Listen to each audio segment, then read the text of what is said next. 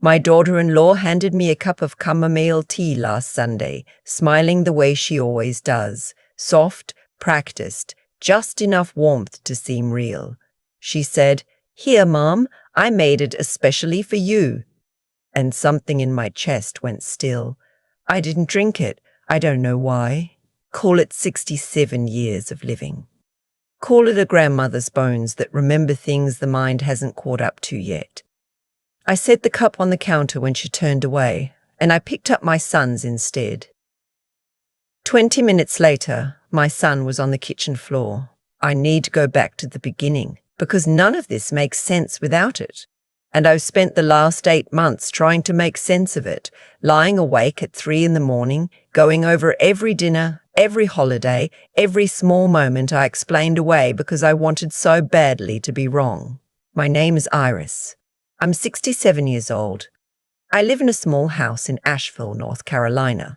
The same house where I raised my son, where I hung his drawings on the refrigerator with little fruit magnets, where I taught him to make biscuits on Sunday mornings. My husband, Tom, passed 11 years ago. A heart attack, quiet and sudden, the way he lived. After that, it was just the two of us for a long time. My son and me. His name is Theo. Theodore James Calloway, but nobody has called him that since his grandmother was alive. He was 34 when he met Felicia. I remember the night he brought her home for the first time, October, the leaves already turning, the air smelling like wood smoke and something sweet. She was beautiful in that particular way that makes you look twice and then feel vaguely uneasy about looking. Dark hair, precise makeup, a laugh that arrived exactly on cue. I told myself I was being a suspicious old woman. Mothers are always suspicious of the women their sons love. That's practically a law of nature. So I pushed the feeling down and I smiled and I said, "Any friend of Theo's is welcome in this house." She wasn't just a friend for long. They were engaged within 8 months. Married in 14. I stood at the back of a beautiful venue in downtown Asheville, in the blue dress Theo asked me to wear, and I watched my son look at her like she had personally hung every star. And I thought, maybe I was wrong. Maybe this is real. Maybe she loves him. I kept thinking that for 3 years. The first thing I noticed, and I mean truly noticed, not just felt and dismissed, was the money. Theo had always been careful with his finances. Tom and I raised him that way, clipping coupons before it was fashionable, saving loose change in a jar on the counter. He had a good job. Civil engineering, stable salary, nothing extravagant but solid. After the wedding, things started to shift. He stopped joining me for Sunday breakfasts. At first I thought newlyweds needed their space, which is true and right. But then the calls became shorter, then fewer. Then he would call and I could hear something careful in his voice, like a man choosing his words over a minefield. Felicia had opinions about his family. I learned this slowly in fragments. She thought his cousin Raymond was a bad influence. She thought his college friends were immature. She thought, and this one I heard directly, because Theo didn't realize I'd come in through the back door, that his mother was too involved. I stood in the hallway with a Tupperware container of chicken soup, and I heard my daughter-in-law's voice through the kitchen wall, calm and firm, saying, "She needs to understand that you have a family now, Theo. Your loyalties have changed." I went home. I didn't leave the soup. I want to be fair to Felicia because fairness matters to me and because I know how easy it is to paint someone as a villain in retrospect. She wasn't cruel in obvious ways. She didn't yell. She didn't insult me to my face. She was always polite at Christmas, always offered to help clear the table, always said, "Thank you for having us," when they left. The control was quieter than that. It was in the scheduling. Suddenly Theo was too busy every Sunday. It was in the finances. He mentioned once, carefully, that they were restructuring. And perhaps I shouldn't expect the same help with my property taxes that Tom had always managed. It was in the slow, steady rewriting of the story of who Theo was and where he came from. She was turning him into someone who needed her to interpret the world for him, By the second year of their marriage, I was seeing my son maybe once a month, sometimes less. I would text him and he would respond hours later with brief messages that didn't sound like him.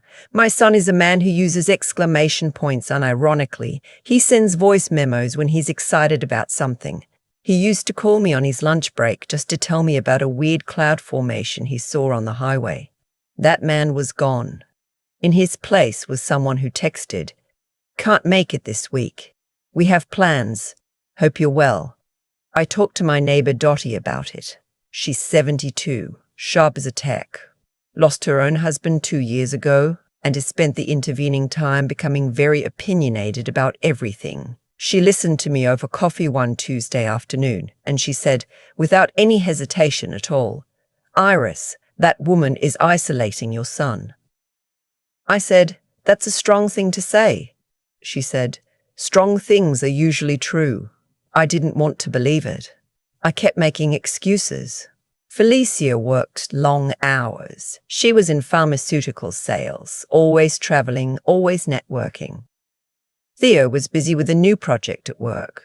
They were trying to have a baby, and that's stressful on a marriage. I built a whole architecture of explanations, and I lived inside it because the alternative was too frightening to stand in. The alternative was my son was being controlled by his wife, and he couldn't see it, and there was nothing I could do. The Sunday of the tea happened in March. Theo had actually called me that week, which was rare enough that I marked it in my kitchen calendar like a small holiday. He said Felicia wanted to have me over for lunch. She'd been making an effort lately, or what seemed like an effort. A birthday card in February, a text asking about my hip. I told myself, people grow, people change. Maybe she was genuinely trying. I drove to their house in Weaverville, about 20 minutes from mine. It's a nice house, a 4-bedroom colonial that they bought 2 years into the marriage with a down payment that came, I later learned, significantly from a refinancing of a life insurance policy Tom had left Theo. I didn't know about that at the time. I'm getting ahead of myself. Lunch was pleasant enough on the surface. Felicia had made a salad and bought bakery bread, and we sat at the kitchen table and talked about careful things. The weather, a renovation they were considering, a show Theo was watching. Felicia was warm in that deliberate way, asking about my garden, about Dottie, about my watercolour class at the community centre. After lunch, she offered tea. "Chamomile," she said. She knew I liked chamomile, she said. She knew I liked chamomile. She had bought it especially. There were 3 mugs, one for each of us. She set them on the counter while Theo and I were still at the table, talking about a hiking trail we used to walk when he was a teenager.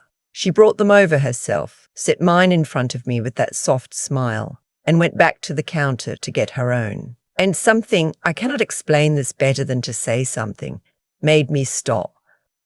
The tea looked normal. It smelled normal, mostly. But there was something underneath. Something faintly off, like grass clippings under the chamomile. I had a brief, specific memory of sitting in our backyard when Theo was small, and he picked up something from the garden, and I said, "Don't put that in your mouth," and I grabbed it from him, and it had this smell, bitter, green. Wrong. I looked at the mug. I looked at Felicia's back as she stood at the counter. I thought, I'm a paranoid old woman. I thought, Dottie has gotten in my head. I thought, this is my daughter-in-law and she invited me into her home and made me tea. And then I thought, I am 67 years old and I have never trusted a feeling so completely in my life. And I don't know what to do with that. Theo reached over to take a sip of his own mug. I don't know what I was thinking.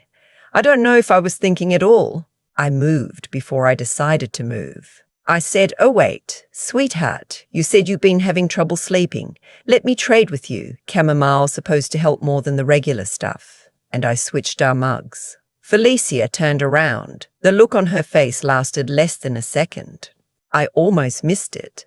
A flash of something, not surprise, not confusion, something colder and more specific than either of those things. Then it was gone and she was smiling again, sitting down, asking Theo about the trail we'd been discussing. I did not touch my tea. 18 minutes later, Theo said his head felt strange.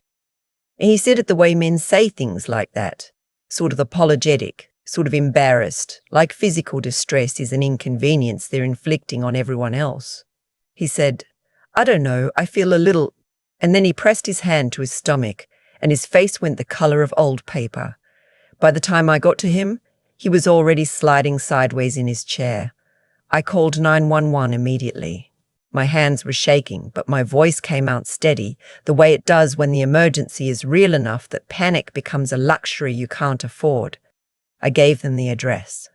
I said my son was unresponsive. I said I needed an ambulance. Felicia stood in the kitchen doorway the whole time. She was making sounds, distress sounds, her hand over her mouth, saying, oh God," but her eyes were watching me, not Theo. She was watching me make the call. Why would a wife watch her mother-in-law and not her husband on the floor? I thought that even in the middle of everything, I filed it away like I file everything, in the back of my mind where I put things I'm not ready to look at yet. The paramedics came. They were good and fast, and they got Theo on a gurney within minutes. One of them, a young woman with close cropped hair and a no-nonsense manner, looked at me and said, "Do you know what he ate or drank today?" I said, "He had lunch, and then he drank some tea." She said, "Is there any of the tea left?" I looked at Felicia. Felicia said, "I can get the mugs." I said, "I'll get them." And I walked to the kitchen before she could, and I picked up both mugs, Theo's, which was mostly drunk, and mine, which I had never touched. The paramedic put them in a biohazard bag without comment. I don't know exactly why she did that. Maybe she's seen things. Maybe she just follows protocol. Either way, I'm grateful. Felicia rode in the ambulance. I followed in my car. For 20 minutes on Route 26, I drove toward Mission Hospital, and I thought about everything I'd pushed down for 3 years. Every phone call that ended too quickly. Every holiday where Theo seemed like he was underwater. Every birthday card that didn't come, and every explanation I invented for it. I thought about Tom's life insurance policy, which I had not yet looked into. I thought about the look on Felicia's face. I thought, how long has this been happening? At the hospital, they stabilized Theo quickly. The emergency physician was careful with her words, but she used the phrase possible substance ingestion, and she looked at me, not at Felicia, when she said it. I told the nurse who came to ask questions what I had observed. All of it, the smell of the tea, the timing, the expression on Felicia's face. The mug switch. Felicia sat in the waiting room. She was composed in a way that, now, I recognized as practiced. Not the stillness of shock, but the stillness of someone who has already decided how they're going to handle a situation. 2 police officers came to the hospital. I had expected this. When a young man collapses after drinking something his wife made, and his mother noticed something wrong with the smell, and there are physical mugs in a biohazard bag, there are procedures that follow. The officers spoke to both of us separately. I told them everything. I told them about the 3 years of isolation. I told them about the financial changes. I told them about the life insurance policy I suspected had been altered.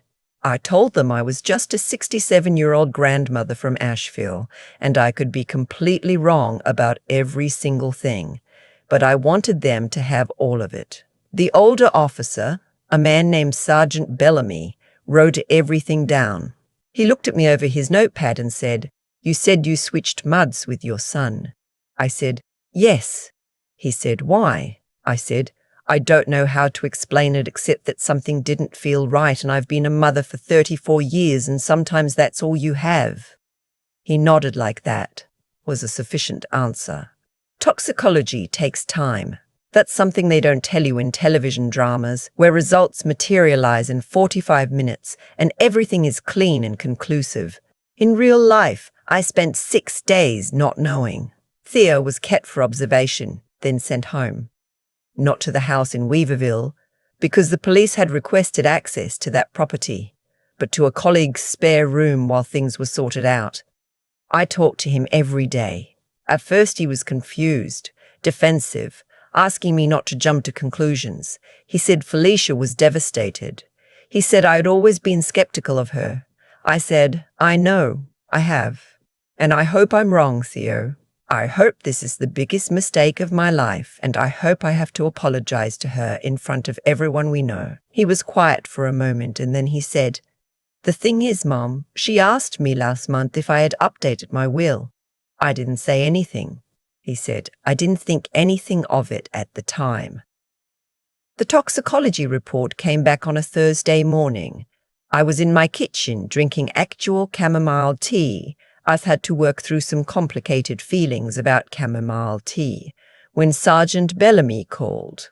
He told me that both monks had tested positive for elevated levels of a substance derived from a plant compound. He used the botanical name and I wrote it down.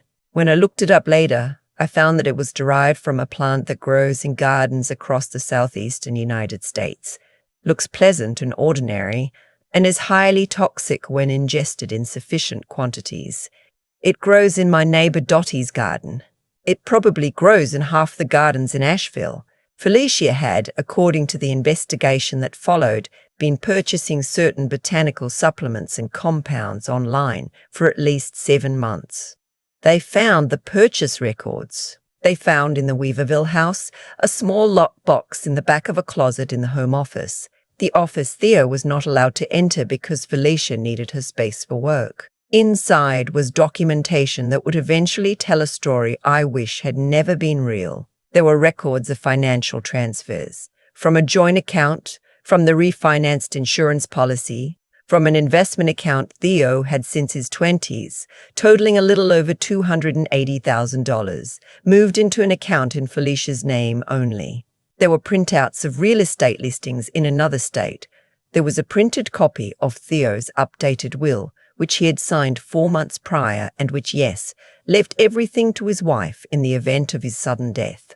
There was also, and this is the part I keep coming back to, the part that sits in my chest like a stone, a small notebook. Not a journal, more like a log, dates and observations, written in Felicia's precise handwriting, notes about Theo's health complaints, about the times she had added something to help him relax, about the occasion when the amount wasn't right. She had been practicing. My son had been getting sick for months and attributing it to stress and a weak stomach and the general difficulty of being a man in his mid-30s who works too hard, and his wife had been refining her method. The Sunday I came for lunch was not, the investigators believe, the first attempt. It was meant to be the last. Felicia was arrested 11 days after Theo collapsed. She was charged with attempted murder, financial fraud, and several related offences.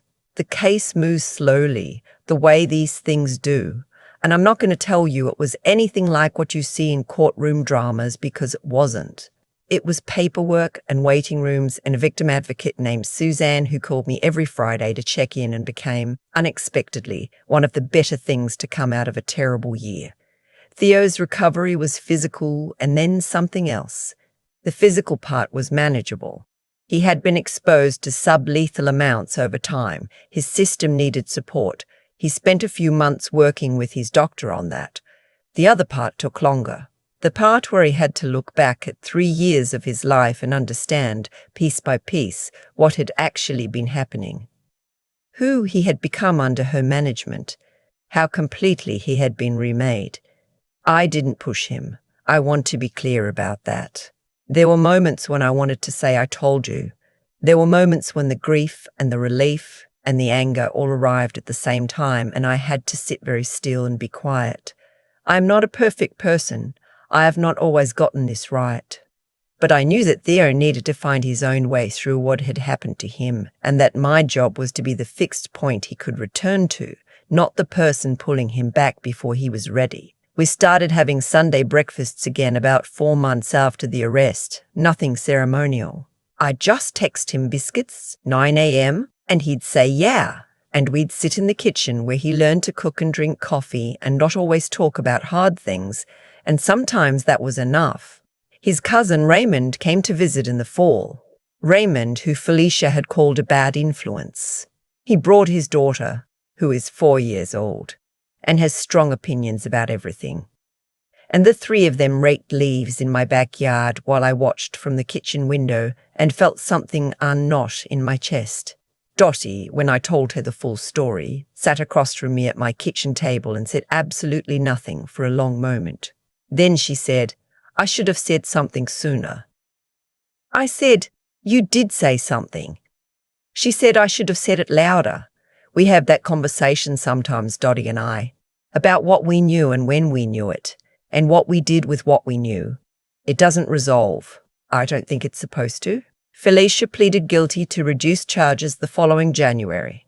She received a sentence that I will not debate here because I've spent enough energy on her and I'm choosing now to spend it elsewhere. I sat in that courtroom and I looked at her and I tried to find, I don't know what I was looking for, some crack in the surface, some sign that there had ever been anything real underneath the performance. I didn't find it. Maybe I wasn't supposed to. Maybe some people are just exactly who they appear to be, once you stop needing them to be something else. I want to say one thing clearly, because I've thought about it a great deal. I did not save my son by being smart or brave or particularly perceptive. I saved my son by being his mother for 67 years, which is just another way of saying I couldn't stop loving him even when he made it difficult. Maternal instinct is not magic. It's accumulated attention. It's 34 years of watching someone, of knowing the specific way he tilts his head when something's wrong, of recognizing when a room feels different even when everything looks the same. I switched those mugs because something in my body, below the level of thought, said, "Not yet. Don't let go yet." This January, Theo took me to the hiking trail we used to walk when he was a teenager. It was cold and clear, and the mountains were that particular blue they get in winter, the colour of something very old and very patient. We walked for 2 hours, and he told me things about how he'd felt during the marriage, about the way fear can dress itself up as love, about the slow process of figuring out who you are when someone has spent years telling you. At one point he stopped on the trail and looked out at the ridge and said, "Did you always know?" I thought about it honestly, the way he deserved. I said, "I knew something. I didn't know what." He nodded. We kept walking. There is no clean ending to a story like this. My son is rebuilding. I make biscuits on Sunday mornings. Dottie comes over on Tuesdays. The chamomile in my garden is growing back despite everything because plants don't know about human decisions. They just keep reaching toward whatever light there is. I am 67 years old. I have buried a husband and raised a son and stood in a hospital waiting room, not knowing if I was going to have to bury him too. I have learned that love is not always enough to protect the people we love, but that it is sometimes, just enough to make us move before we've decided to move. That has to be enough. Most days it is. I've been thinking about cause and effect a lot lately. Not in any cosmic or religious sense.